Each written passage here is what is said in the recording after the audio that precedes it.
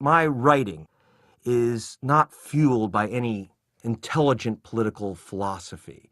It's totally fueled by my personal resentment and hatreds and biases. See, I grew up in the ass end of Los Angeles, and I got out of Vietnam because I got lucky on a draft lottery number. But my daddy, unlike, George Bush's daddy, couldn't make a phone call to get me out of the war. So I just don't like these guys. I don't like guys with daddies who can write the check and smooth the way. I don't like George Bush's daddy. I don't like Osama bin Laden's billionaire daddy either. So I don't like any of them. It's just pure jealousy, resentment, and rage. I didn't start in journalism till my late 40s. I didn't start as a TV investigative reporter till I turned 50. And that happened because I used to read the newspaper. I was an investigator. I used to read the newspaper and just throw the goddamn thing against the wall. I'd read the New York Times and saying, this is crap. They're not getting the story. And so I decided I had to write the story because no one else would do it. I mean, it might sound arrogant, but I really said, people just aren't getting the information. The type of work I do just isn't done anymore in America. And in fact, I think investigative reporting is against Patriot Act 3 or something.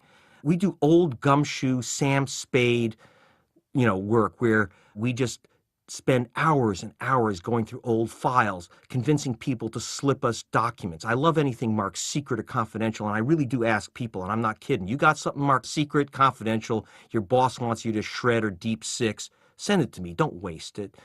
Send it to gregpalast.com. I want it. That's what I want to do. I want to go after the bad guys. Anything that they've got locked away that these bastards don't want you to see. They don't keep secrets because they're good for you or they're keeping a surprise for Christmas. Like, for example, we have the secret plans for dividing up the oil fields of Iraq in the book. Now, they held that back because, you're not going to send, your son Timmy to Fallujah just to make sure that no one messes with OPEC. But that was the real plan. That's what they don't want you to have, and that's what we go after. If I want to report real news in America, I have to lob it across the water from BBC, or I've got to use kind of these samizdat outlets like Democracy Now! or now Air America. Or, the other trick we use, as I mentioned in the book, is that we slip the info to the fat guy in the chicken suit. Michael Moore brings my stuff in, and he can sneak it in as a joke. It was Moore who took my investigations of the theft of the 2000 election, knocking off black voters off the voter rolls. He put that in his films and writing. My investigations showing the spiking of the investigations of the Bush-Bin Laden connection, Moore put that in Fahrenheit 9/11. If it weren't for these kind of sideways outlets, I would be muzzled. Actually, what I do that's a real luxury that you can't do in America, in American newsrooms, is I take time as long as I need to do a story. When I went after the purge of the Florida voter rolls by Jeb Bush and Katherine Harris, when they knocked out all these black people, that required getting computer disks out of their office, cracking the stuff, getting inside documents, getting whistleblowers to pass me stuff. That took months. You're talking about U.S. newsrooms where minutes is what you get to do a story. So you rip it off the news wire, or you go to a presidential press conference where you get the hand jive from the press secretary, and then you write your story. Therefore, American news is made up of car crashes and the president waving from his helicopter. So I have a whole team of people. I mean, Greg Palast is just the nose on camera.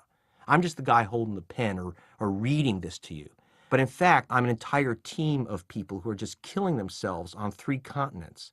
We have Lenny von Eckert, the quadrilingual, punkalicious maniac investigator. We've got Matt, Give Me Slack or Give Me Death Pascarella.